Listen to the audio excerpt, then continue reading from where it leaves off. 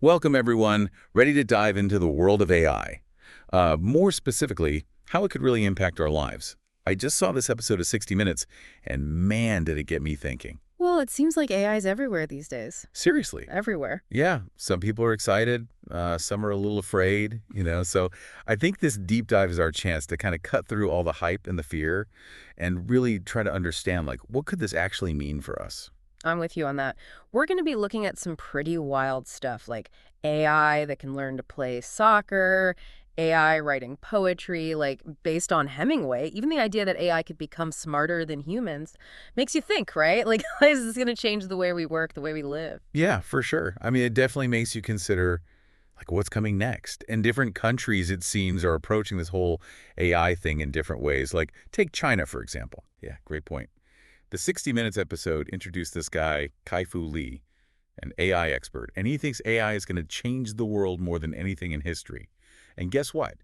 He says China's leading the charge. They're pouring money into research. They have tons of data. It's a huge advantage. It is interesting how, like, China's approach is really driven by those two things, right? Like massive data and the government backing it all up. Exactly. And it's leading to some pretty amazing stuff like this company, Face++ Way. They were on the show, and they have this facial recognition system that actually learns from its mistakes.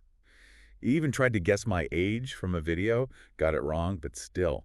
The fact that it learns and gets better, it's kind of freaky, don't you think? Yeah, a little bit. That's what's called deep learning. Like Yeah. the AI is looking at, I don't know, millions of images, figuring out patterns, making predictions. Every time it messes up, it gets corrected, learns from it. It's constantly getting better, huh? Right, Yeah. constantly. Wow. So, like, what could this kind of tech mean for us day to day? Like, good and bad. Hmm. The episode also talked about China using AI in education to spot gifted kids. But then it makes you wonder, how else could this be used?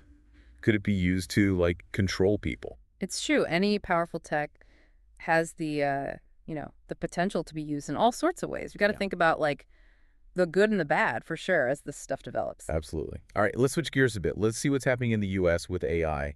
The episode also featured Sundar Pichai, the CEO of Google, and he has a different take. He thinks basically that AI is going to be as good or as evil as we make it. And Google has this chatbot, Bard, that really shows what AI can do. That's a really interesting contrast, right? Lee is talking about China's dominance, but Pichai is focused on the responsibility we have, like the ethics of it all. Totally. And Bard is amazing. This chatbot can summarize like whole books in seconds. They had it summarize the entire New Testament, took 5 seconds. It can write poetry too, based on that famous Hemingway six-word story. It feels like we're so close to machines that can actually think creatively, Huh. you know? Bard's an example of what's called a language model. Basically, it guesses what word comes next based on like a ridiculous amount of text it's been trained on. So much data, it can sound just like a person writing. It really does feel like almost sentient, even though they say, no, no, it's not conscious yet. Mm-hmm. But here's the thing that keeps bugging me with all this AI progress. What about our jobs? Kai-Fu Lee, that expert we talked about, he predicts 40% of jobs could be gone in like 15, 20 years because of AI. That's huge. It's a pretty dramatic prediction, you know. It makes you think about which jobs are going to be most affected and how we can, adapt to all this change. Yeah, it's a little scary, honestly. And he thinks even knowledge workers, writers, accountants, even software engineers could be impacted. But then Pichai from Google, he's more optimistic. He says AI will mostly change jobs, not like eliminate them altogether. He thinks the key is going to be learning new skills so we can work with AI, not against it. I like that perspective. It's about humans and AI working together, right? Like adapting, not just disappearing. Instead of being afraid of AI, we figure out how to use it to make us better. Yeah, I like that way of thinking. He even used the example of radiologists, saying AI could help them diagnose stuff better, not replace them. It's all about collaboration, Yeah, exactly. working together. This deep dive is already making me look at AI in a totally new way. We talked about China versus the US. We saw these crazy technologies like facial recognition and these language models, and we even talked about jobs. AI is changing so fast, and it feels like it's going to touch every part of our lives. So where do we go from here? It really is amazing how fast things are moving, right?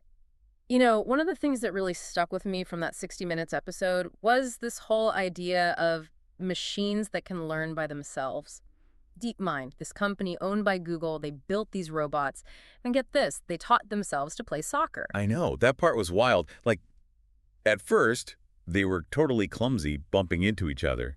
But then they started figuring it out, passing the ball, even scoring goals, just by trying stuff and seeing what worked. That's the crazy part. Like, nobody programmed them with the rules or told them how to play. It's called reinforcement learning, where basically if they do something good, they get rewarded, so they keep doing it. Imagine what we could do with that, like sending these robots into dangerous places like mines or, I don't know, after a disaster. Oh yeah, that's a great point.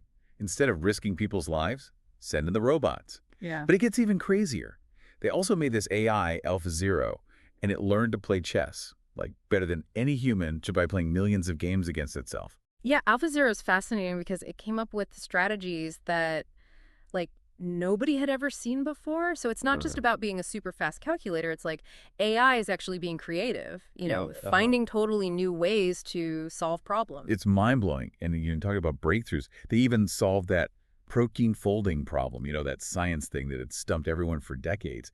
Their AI figured it out, and that could lead to, like, huge advances in medicine, maybe even help the environment. Huge, yeah.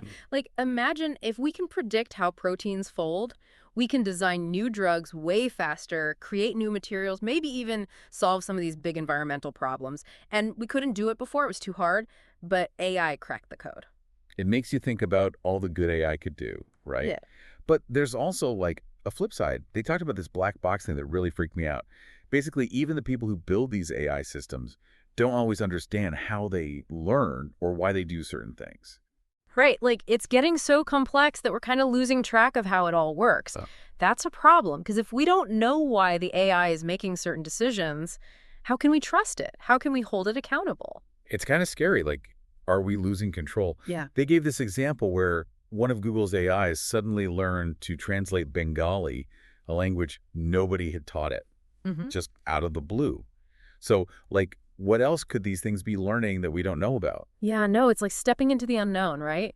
We're creating these super powerful systems, but we don't fully understand them. We got to keep researching, try to figure out how they work, especially as they get more powerful. And then there's that whole idea of artificial general intelligence, or Yeah. AGI. Basically, the idea that machines could become, like, conscious, as smart as humans, maybe even smarter. I mean, it's fascinating, but also kind of terrifying, don't you think? Yeah, it's a huge question, isn't it? Like, what does it even mean to be conscious?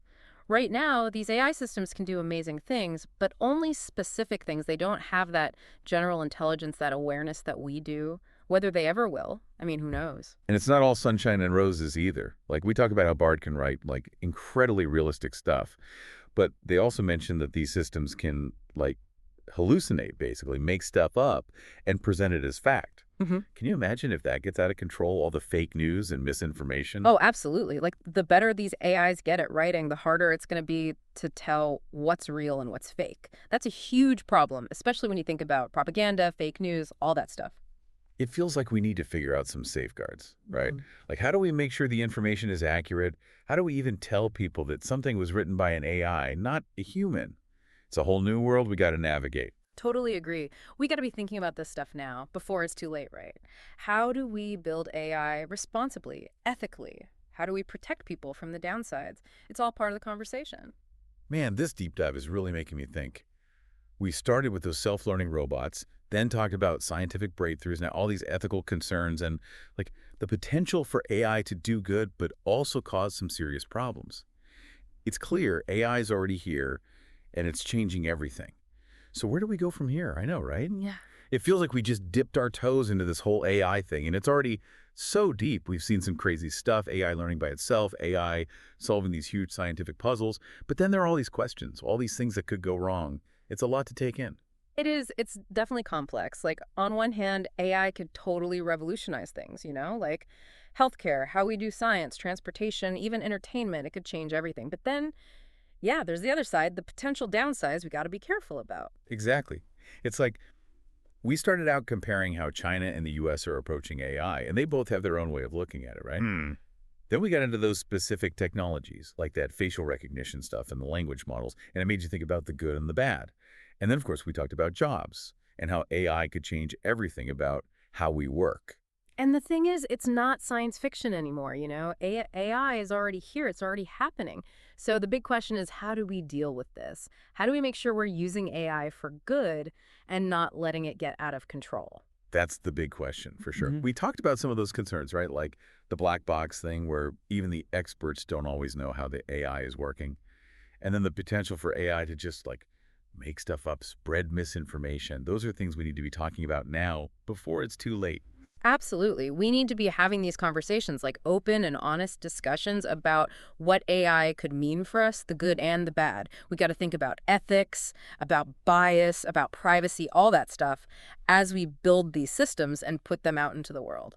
And then there's that whole question of artificial general intelligence, AGI, where machines could actually become like conscious, think for themselves. I mean, it's mind-blowing, but it also kind of makes you wonder, what does it even mean to be human if machines can do all the thinking for us? It's a deep question, and I don't know if we have the answer yet, but I think it's important to keep asking these questions, to explore different ideas, think about the consequences, especially as we're moving into this unknown territory with AI. I gotta say, after this deep dive, I'm feeling like both amazed by what AI can do and a little worried about what might happen.